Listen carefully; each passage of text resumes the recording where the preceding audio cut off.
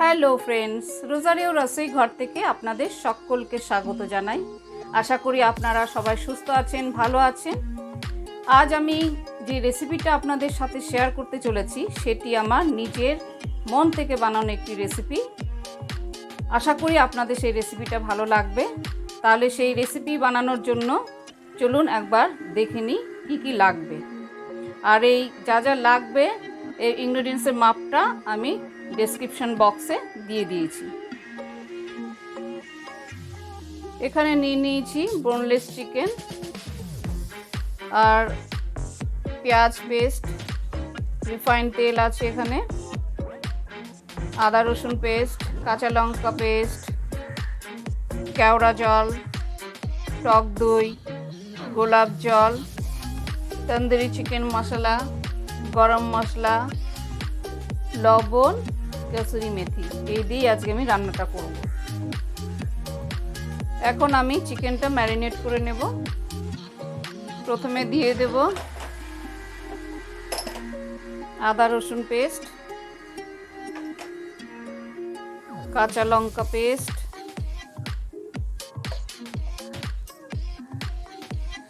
Tandoori chicken মশলা, গরম মশলার গুঁড়ো, লবণ,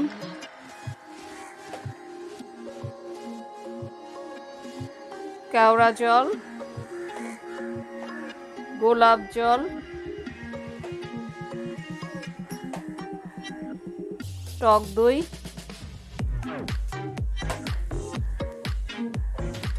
পেঁয়াজ পেস্ট, কাসুরি মেথি। এই দিয়ে আমি ভালো করে ম্যারিনেট করে নেব।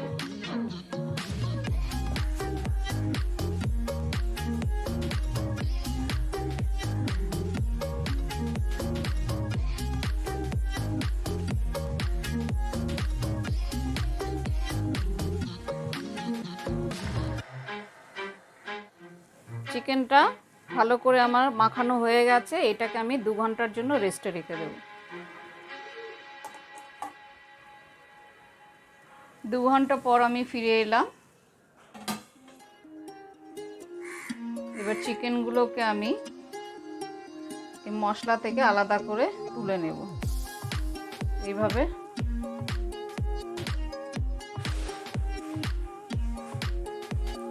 শুধু চিকেনগুলো তুলে নেব।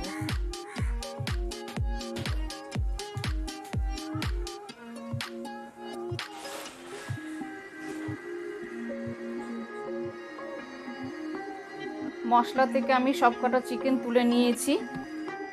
এইভাবে আমি মশলা থেকে তুলে নিয়েছি। গ্যাসে কড়াই বসিয়ে দিয়েছি। এবার রিফাইন্ড তেলটা আমি ঢেলে দিলাম।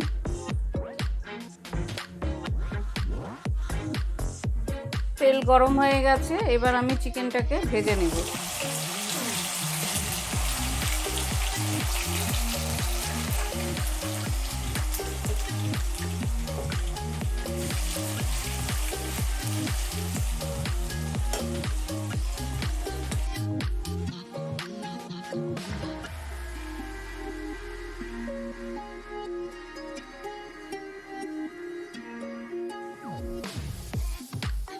চিকেন ভাজা হয়ে গেছে। এবার এটাকে আমি তুলে নেব।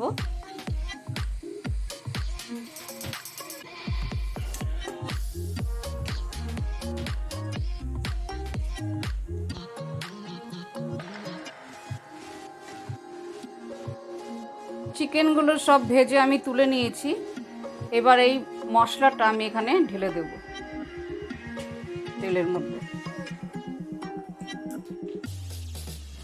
মশলাটা আমি খুব ভালো করে এবার কষিয়ে নেব। এটা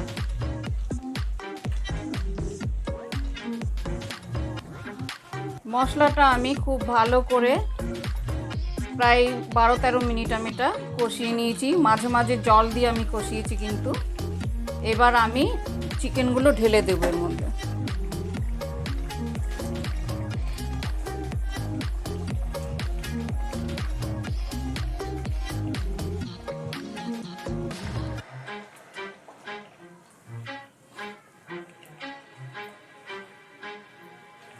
এবার চিকেনটা দেওয়ার পরেও আমি এটা ঢেকে বেশ অনেকক্ষণ হতে দেব। সামান্য আমি জল দেব।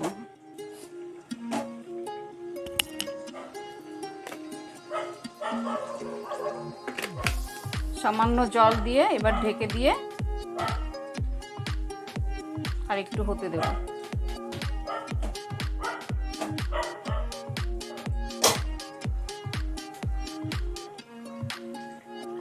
মাংসটা দেওয়ার পরেও আমি অল্প জল দিয়ে এটাকে আরেকটু কষিয়ে নিয়েছি।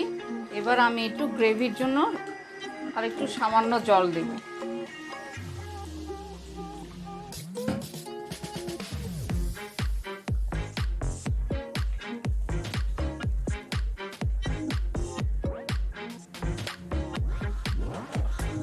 এবার ঢেকে দেব।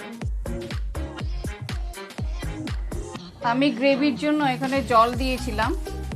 জল দেওয়ার পরেও আমি এটা আরও 10 মিনিট সুন্দর করে ঢেকে হতে দিয়েছি। মাংস নরম হয়ে গেছে, লবণও ঠিকঠাক আছে, আর গ্রেভিটাও একদম ঠিকঠাক আছে। এবার আমার এটা আমি গ্যাসটা বন্ধ করে দেব। এটা হয়ে গেছে। বন্ধুরা, তাহলে চিকেনের এই রেসিপিটা আপনারা দেখে নিলেন আমি কিভাবে বানালাম।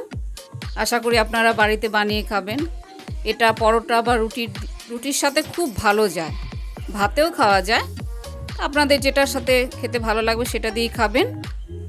আর এই রেসিপিটি যদি ভালো লেগে থাকে, আমার চ্যানেলটিকে যদি আপনাদের ভালো লেগে থাকে, তাহলে অবশ্যই চ্যানেলটিকে সাবস্ক্রাইব করবেন, একটা লাইক দেবেন। আশা করি শেয়ারও করতে পারেন আপনাদের আত্মীয় স্বজনের সাথে, বন্ধুবান্ধবদের সাথে।